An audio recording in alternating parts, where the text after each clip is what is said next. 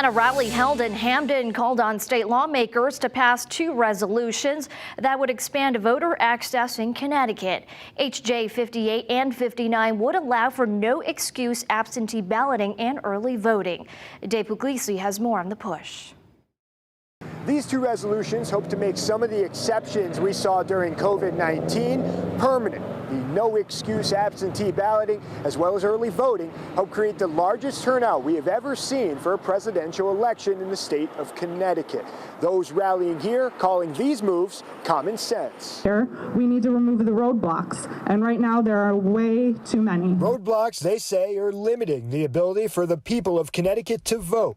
Those who rallied on the steps of Hamden City Hall called for the passage of HJ 58 and 59 that would allow no excuse absentee balloting and early voting. No Connecticut residents should have to worry about taking time off from work, missing family obligations, or standing in lines long to exercise one of their most fundamental rights. Connecticut is just one of 7 states that does not allow early in-person voting and one of 16 that doesn't allow voters to vote absentee. The state made an exception for both during the COVID-19 pandemic. A January bipartisan poll of Connecticut voters shows a vast majority are in favor of making those one-time exceptions permanent. People should have a choice, and as long as they're registered to vote in this state, they should have that option. In 2020, nearly 80% of Connecticut's 2.3 million registered voters casted a ballot.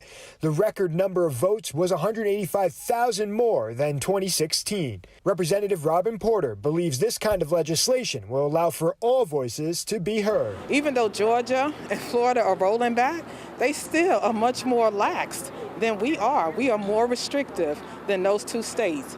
To expand on that January poll, 79% of Connecticut voters are in favor of early voting, and another 73% are in favor of no excuse absentee balloting. Discussion on HJ 58 and 59 will begin on Thursday. In Hamden, Dave Puglisi, Fox 61 News.